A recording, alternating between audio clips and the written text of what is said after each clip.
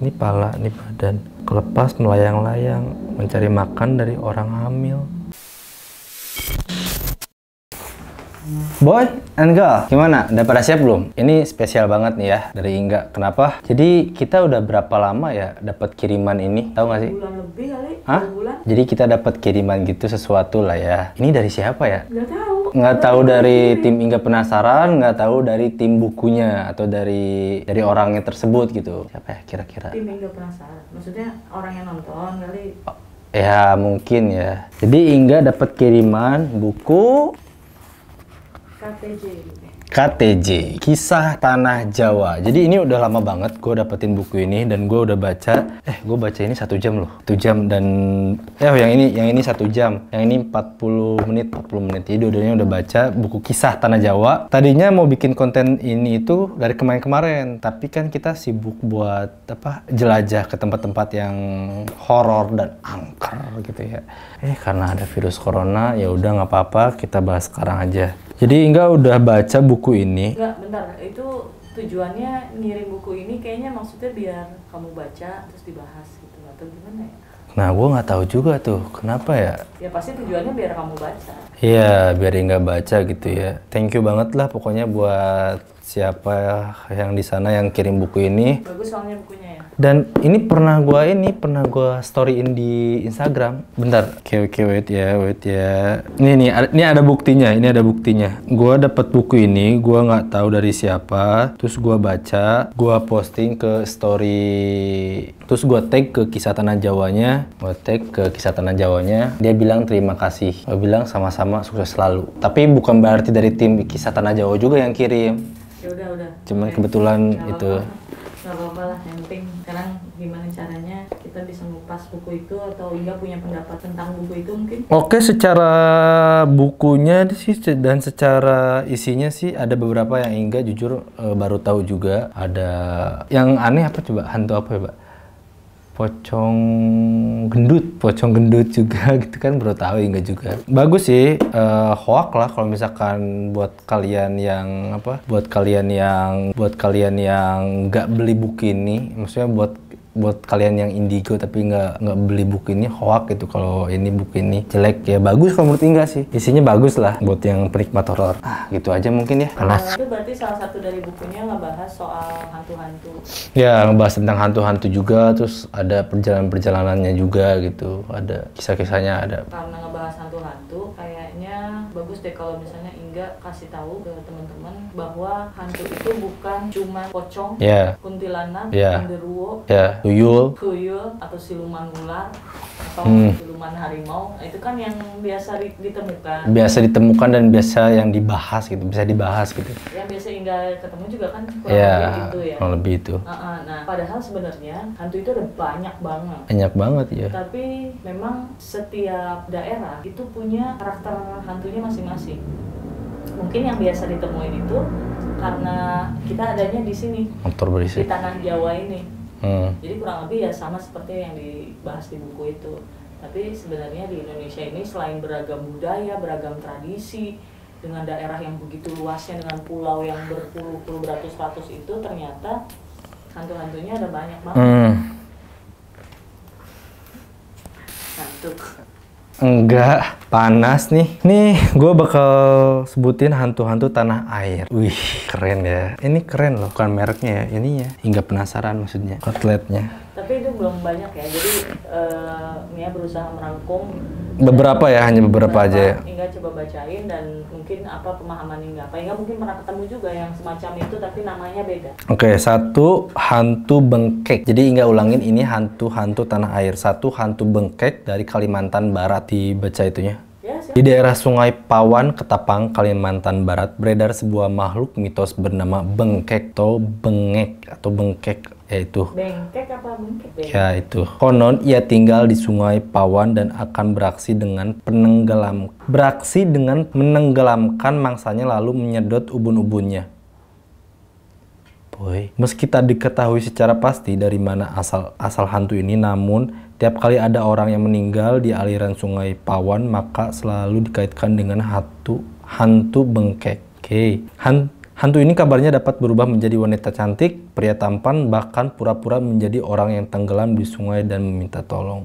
Mereka yang menjadi korban akan ditarik hingga ke dasar sungai dan menjedot ubun-ubunnya. Kabarnya lagi hantu ini tidak bekerja sendiri, melainkan memiliki tuan yang memeliharanya dan para korban akan dijadikan tumbal. Kayak ini ya, kayak orang-orang muja gitu sih. Kayak babi ngepet. Iya, semacam itulah, semacam babi ngepet, maksudnya kayak ceritanya hampir mirip. Tapi serem gak sih bayangin ada hantu kayak gitu? Dan Kalimantan itu kan dia geografisnya tuh sebagian besar sungai. Iya. Jadi sungai itu ada di depan rumah, ada di belakang rumah, ada di jalan gitu. Jadi hantu itu tuh mungkin banget benar adanya. Iya. Kapan kita ke Kalimantan ya kita cek. Ya, mudah-mudahan kalau ada sponsor sih kita langsung ke sana. Jadi buat teman-teman yang mau sponsor ini nggak penasaran. Ada loh, ada yang. Oh iya ada. Ada yang. Yang ngajak kemana? Pokoknya daerah Jawa aja. Kita bakal ditanggung. Oke, makasih nanti ya. Oke, kita lanjut ya. 2 hantu Banyu di Samarinda, hantu yang suka mengganggu dari dalam air. Ini katanya lagi booming atau viral ya, Banyu. Satu keluarga mungkin sama hantu bengkek gitu ya. Iya. Beda suku kayaknya ya, hantu beda suku ya. Itu tuh Banyu tuh kan artinya air, bahasa Jawa. Banyu artinya air bahasa Jawa. Tapi bahasa Kalimantan juga beberapa ada yang mirip sih katanya. Jadi Banyu juga buat mereka juga artinya air. Jadi hantu yang ada dalam air. Nah itu kan yang pernah kita lihat di satu video YouTube tuh yang hantunya muncul dari dalam air malam-malam. Yang hantunya agak kayak ini sih, kayak orang. Sedih ngeliatnya. 3 hantu Palasik di Minangkabau. Hantu berwujud badan dan kepala yang terlepas dan melayang-melayang. Mereka mencari makan dari orang hamil. Bentar, hantu Palasik yang wujudnya badan dan kepala yang terlepas. Ini pala, ini badan. Kelepas melayang-layang, mencari makan dari orang hamil. Ada 2 ya, ini badan pala. Serem, udah serem sih. Ngebayanginnya. Tapi kalau ketemu nggak penasaran sih, kayaknya jadi biasa aja sih. Siapanya? Hantu-hantu yang disebutin lah. Balum Bili Aceh. Hantu Balum Bili Aceh nomor 4. Hantu penunggu sungai Krueg Arakundo di Aceh. Berwujud seperti kelambu dan takut dengan suara senjata api. Ini hantu nih namanya Balum Bili nih, tapi dia takut sama suara senjata api nih. Ini kira-kira tujuan dia ngapain ya? Enggak, mungkin hantu ini sering bergentayangan, tapi... Oh mungkin semasa hidupnya ada sesuatu. Oh mungkin hidupnya meninggalnya ditembak. Di medan perang. Trauma, ini bisa jadi. Bisa jadi.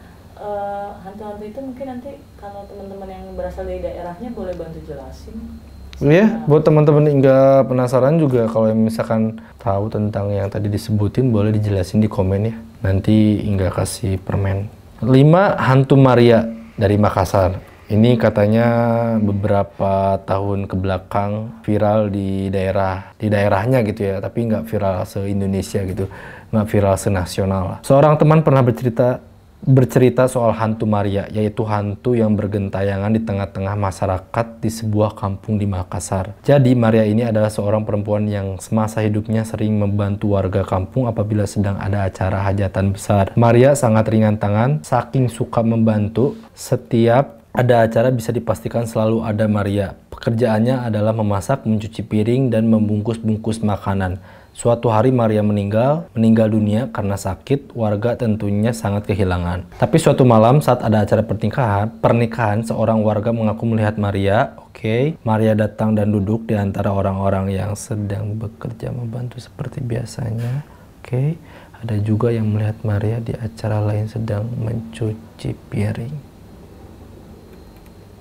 Maria saat masa terakhir hidupnya memakai baju merah. Maka kesaksian warga yang melihat wujud Maria selalu terlihat berbaju merah. Dan sampai sekarang orang-orang masih sering melihat penampakan Maria membantu perhelatan acara di kampung. Jangan ada acara dulu ya nanti di Makassar malam-malam. Serem sih. Jadi Marianya nggak bisa bantu-bantu? Nggak bisa. Kalau gue jadi warga orang Makassarnya mungkin akan merasakan hal yang sama gitu ya, kehilangan. Tapi kalau dia udah menjadi hantu sih kayaknya berpikir 2 kali sih.